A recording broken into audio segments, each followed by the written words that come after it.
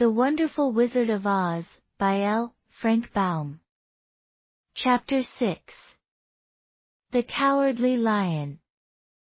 All this time Dorothy and her companions had been walking through the thick woods. The road was still paved with yellow brick, but these were much covered by dried branches and dead leaves from the trees, and the walking was not at all good.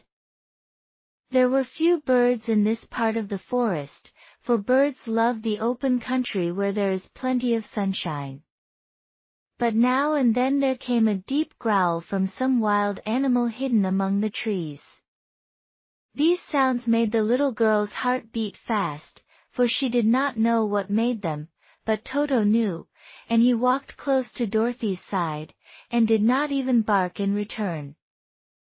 "How long will it be?" the child asked of the Tin Woodman. "Before we are out of the forest?" "I cannot tell," was the answer. "For I have never been to the Emerald City. But my father went there once, when I was a boy, and he said it was a long journey through a dangerous country. Although nearer to the city where Oz dwells, the country is beautiful.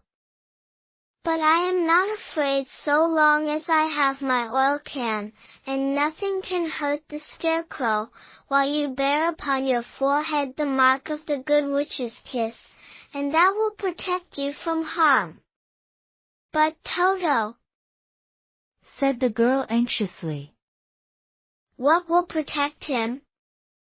"We must protect him ourselves if he is in danger," replied the Tin Woodman. Just as he spoke there came from the forest a terrible roar, and the next moment a great lion bounded into the road. With one blow of his paw he sent the Scarecrow spinning over and over to the edge of the road, and then he struck at the Tin Woodman with his sharp claws. But, to the lion's surprise, he could make no impression on the tin, although the woodman fell over in the road and lay still. Little Toto, now that he had an enemy to face, ran barking toward the lion, and the great beast had opened his mouth to bite the dog, when Dorothy, fearing Toto would be killed, and heedless of danger, rushed forward and slapped the lion upon his nose as hard as she could, while she cried out, "Don't you dare to bite Toto! You ought to be ashamed of yourself, a big beast like you, to bite a poor little dog." "I didn't bite him," said the lion, as he rubbed his nose with his paw where Dorothy had hit it. "No, but you tried to," she retorted. "You are nothing but a big coward." "I know it," said the lion, hanging his head in shame. "I've always known it. But how can I help it? I don't know, I'm sure. To think of your striking a stuffed man, like the poor Scarecrow." "Is he stuffed?" asked the lion in surprise, as he watched her pick up the Scarecrow and set him upon his feet, while she patted him into shape again. "Of course he's stuffed," replied Dorothy, who was still angry. "That's why he went over so easily," remarked the lion. "It astonished me to see him whirl around so. Is the other one stuffed also?" "No," said Dorothy. "He's made of tin." And she helped the woodman up again.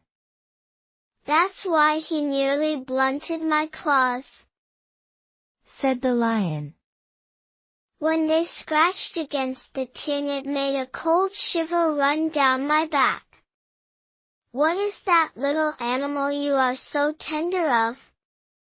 "He is my dog, Toto," answered Dorothy. "Is he made of tin, or stuffed?" asked the lion. "Neither. He's a A meat dog, said the girl. Oh, he's a curious animal and seems remarkably small, now that I look at him. No one would think of biting such a little thing, except a coward like me, continued the lion sadly. What makes you a coward? asked Dorothy, looking at the great beast in wonder, for he was as big as a small horse. It's a mystery, replied the lion. I suppose I was born that way. All the other animals in the forest naturally expect me to be brave, for the lion is everywhere thought to be the king of beasts. I learned that if I roared very loudly, every living thing was frightened and got out of my way. Whenever I've met a man, I've been awfully scared.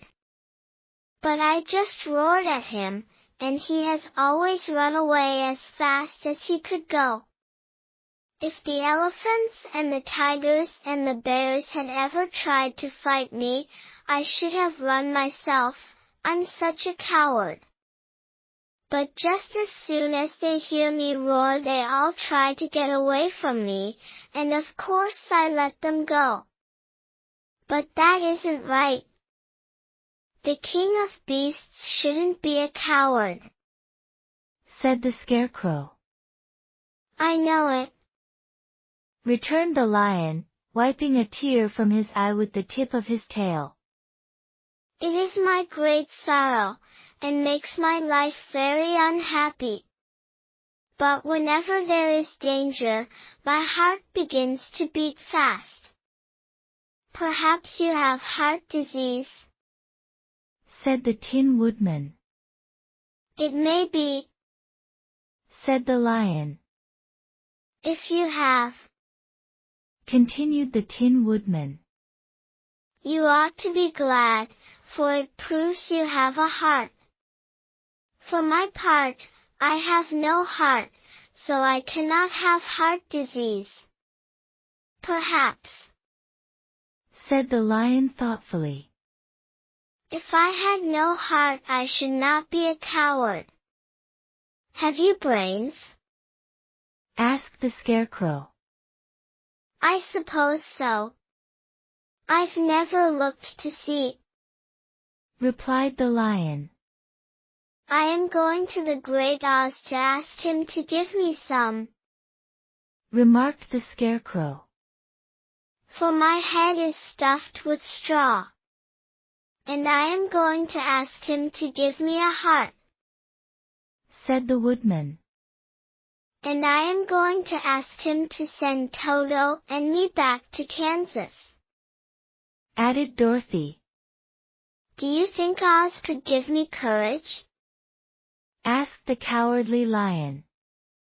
Just as easily as he could give me brains, said the scarecrow. Or give me a heart, said the Tin Woodman. Or send me back to Kansas, said Dorothy. Then, if you don't mind, I'll go with you, said the lion. For my life is simply unbearable without a bit of courage. You will be very welcome, answered Dorothy. For you will help to keep away the other wild beasts. It seems to me they must be more cowardly than you are if they allow you to scare them so easily. They really are, said the lion. But that doesn't make me any braver, and as long as I know myself to be a coward, I shall be unhappy. So once more the little company set off upon the journey, the lion walking with stately strides at Dorothy's side. Toto did not approve of this new comrade at first, for he could not forget how nearly he had been crushed between the lion's great jaws. But after a time he became more at ease, and presently Toto and the cowardly lion had grown to be good friends. During the rest of that day there was no other adventure to mar the peace of their journey. Once, indeed, the Tin Woodman stepped upon a beetle that was crawling along the road, and killed the poor little thing. This made the Tin Woodman very unhappy, for he was always careful not to hurt any living creature, and as he walked along he wept several tears of sorrow and regret. These tears ran slowly down his face and over the hinges of his jaw, and there they rusted. When Dorothy presently asked him a question, the Tin Woodman could not open his mouth, for his jaws were tightly rusted together. He became greatly frightened at this and made many motions to Dorothy to relieve him, but she could not understand. The lion was also puzzled to know what was wrong.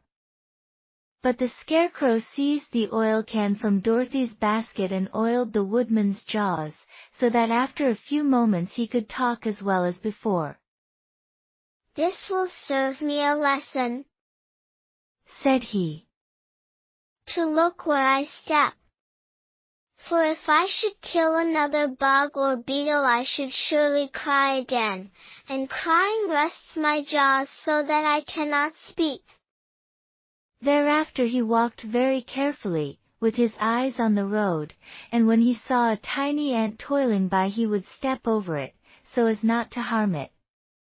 The Tin Woodman knew very well he had no heart, and therefore he took great care never to be cruel or unkind to anything. "You people with hearts," he said, "have something to guide you, and need never do wrong, but I have no heart, and so I must be very careful. When Oz gives me a heart of course I needn't mind so much.